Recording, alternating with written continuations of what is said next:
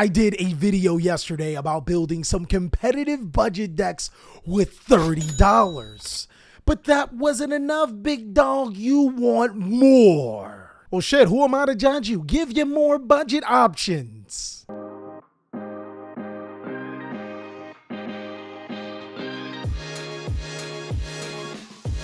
What's going on with ya, big dog? And it is an amazing day for Yu-Gi-Oh!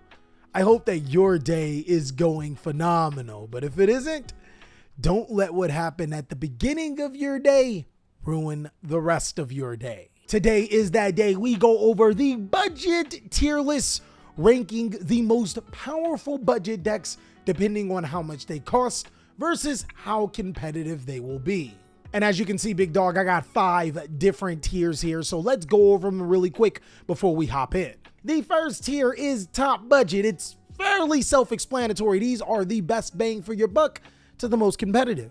From there, we got the next budget. These decks are a hair below top budget, but still are really good decks. Will take time means that this strategy either A, will take time to be meta relevant, or B, will take a little bit longer monetary-wise to be competitive, but it's still budget.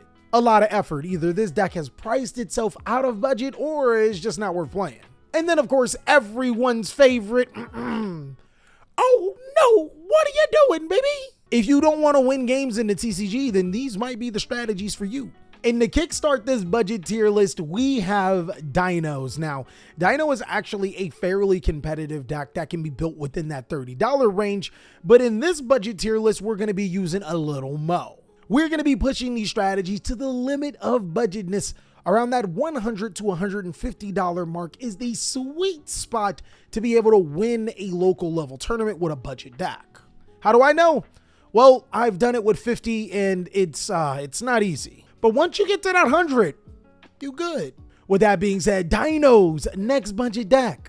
At this particular level of budget, you get to unlock some really spicy cards like Small World to make your deck ultra consistent. You also get to play the scrap package if you choose so to be able to link summon into monsters like Appaloosa Bow of the Goddess and Borreload Savage Dragon. This gives your Dino strategy a lot more versatility as well as the ability to still be able to board break some of the top decks. Now, when I make these tier lists, I try to include some of the most popular and used decks currently, but Crusadia just so happened to top a regional recently. I gotta say that it's a pretty good budget deck. The game plan of Crusadia is simple. Just summon Crusadia Equimax to your side of the field. After kaijuing your opponent, if you go through full combo, you can completely OTK them. Another game plan for Crusadia could be summon Mech Knight Crusadia Avermax, but you can also summon Gamseel the Sea Turtle Kaiju with Kyoto Waterfront on your field to have almost infinite negations with this deck. Crusadia actually has some pretty good game plans going first and second. Ignister boys, where did I put my Iggy boys? Easily, Ig boys, a top budget. Not much has changed from Ignister. You can still play a ton of hand traps and a ton of going second cards, break your opponent's board, and not a lot of strategies can deal with your arrival Cyberse monster. It's literally unaffected by card effects, my friend. My brother in Christ, how would you like to lose the game? So let's say you actually had a brain and you could play DDD. It's actually a pretty decent budget deck. DDD is ridiculously cheap. The only expensive card for DDD is the hand traps that you decide to play, and with reprints like Droll and Lockbird inside of Tactical Masters, that goes a long way. Code talkers are 100% a lot of effort. I remember back then we were saying this about Mathmech, but the problem with code talkers is that yes, you can play a ton of hand traps, but all of the Cyberse strategies can. Yes, you can make Decode Talker Heat Soul, but all of the Cyberse strategies can.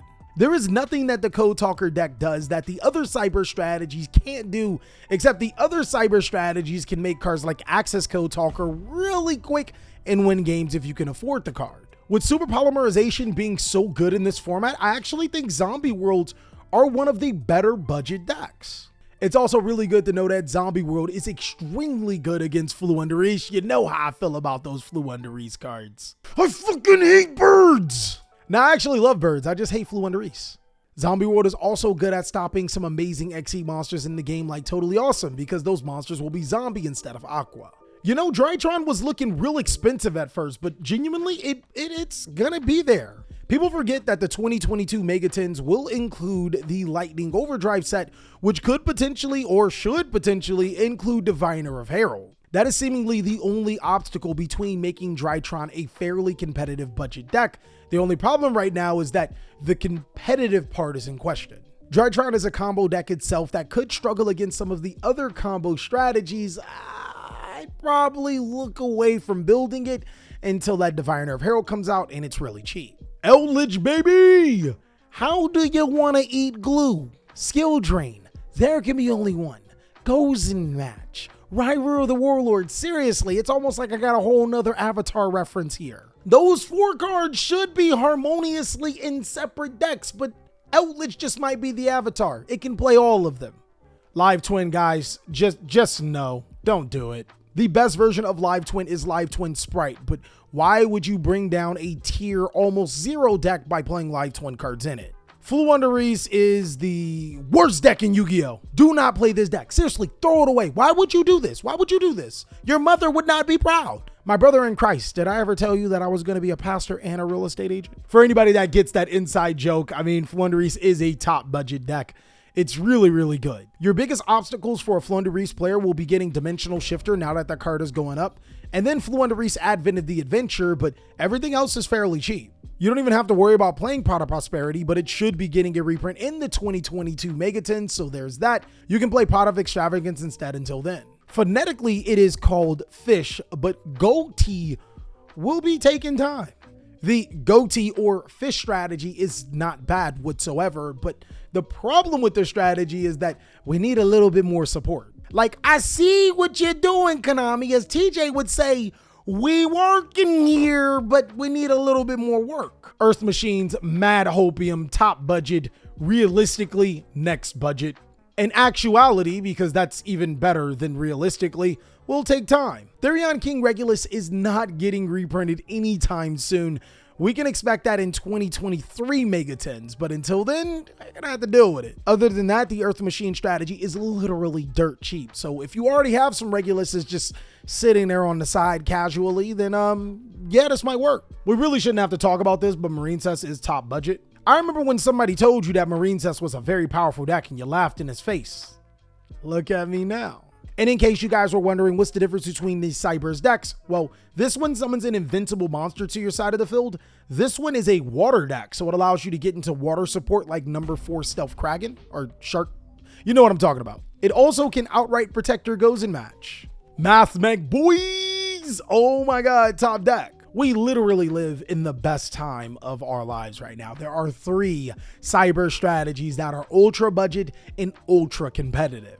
And now we're back to our Cyberse counter. I already told you what these 2 do. This one can actually search floodgates. So they all have something different, but they almost do the same things. Melfy's 100% a very fun deck. And it was in our $30 budget deck, but in overall, it's a strategy that will take time. Now, a Melfy deck on a bigger budget could work, but the best Melfy deck will probably be Melfy Sprite, which means that, yeah, you're gonna be saving up for them Sprite blues, right? Right? But overall, the Melfy strategy is a really fun, really good budget deck that you could play Tri-Brigades in. Preda P, or also known as Breda P, easily one of the better budget decks in Yu-Gi-Oh! It searches super polymerization, which gives me to ask you, have you bought your super polymerization? I hope you bought your super polymerization, because super polymerizations are no longer cheap. I mean, to be honest with you, they're really not that expensive, but if you would have listened to me a long time ago, they would have been a lot cheaper. Rika, guys, oh my god, Rika plants have legitimately outpriced themselves. We already knew that Rika Teardrop Queen was an expensive card, but was a one of. Now we have Rika Glamour going up to $18 and Rika Petal going to $8.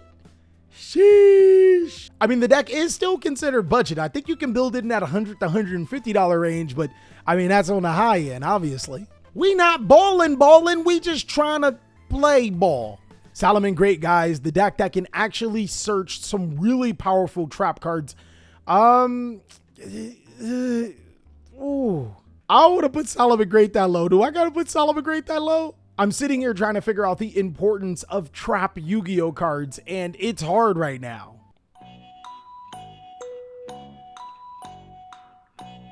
Nope, can't think of anything. Unfortunately, for all of that effort that you can build a Salamangreat deck, you can build these decks, and these decks have better win conditions other than just summon Axis Code Talker. I'm so sorry, Salad players. It hurts my soul to say that, and also put Scareclaws in a lot of effort. Mainly because I said Scareclaws were an amazing $30 budget deck, but after you kind of like peep past that budget, you really are just better off playing Scareclaw Tryhard inside of your Tri-Brigade deck and calling it a day.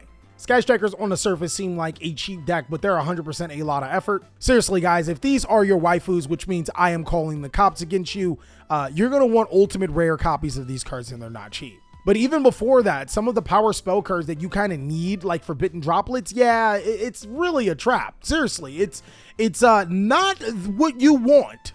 Unfortunately, Sunavalon is just like Rika when it comes in terms of budget, secretly deceptive. Phantom Knights are ridiculously good at being a powerful budget deck. Tri-Brigade, oh my God, Tri-Brigade, BBWs, Tri-Mummies. This deck topped, if not won, a regional just recently. Now, granted, I'm 100% on Copium right there because that particular Tri-Brigade deck was not cheap. So I'm going to go ahead and put it in Will Take Time if you want to get the expensive cards to be able to blow out boards. Tri-Brigade doesn't naturally play those cards, but Alpha Master of the Beast, ooh, watch out for that card. Unchained, 100% Will Take Time. In my opinion, the best version of Unchained is the Adventure Token Engine, and Adventure Token Engine, that literally is out of your budget right now. Virtual World is also a strategy that will take time. This is like Sky Strikers, except it's a little bit more deceptively budget because at its base, you're not paying really a lot. But then you start to realize that virtual worlds are extremely bricky and you start looking for more consistency and boom, punk cards, adventure cards, you're already in the hole. And I know we talked about deceptively expensive decks. Let's actually talk about one that's deceptively cheap.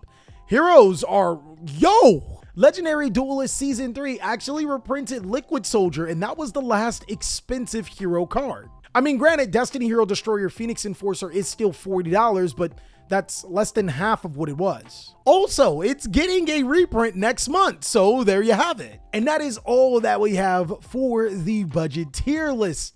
I really hope you enjoyed today's video because click on these videos if you want to see more, duh. Also, be sure to subscribe to this channel as well as Master Duel Cali for Master Duel content, as I'll catch you on the next one.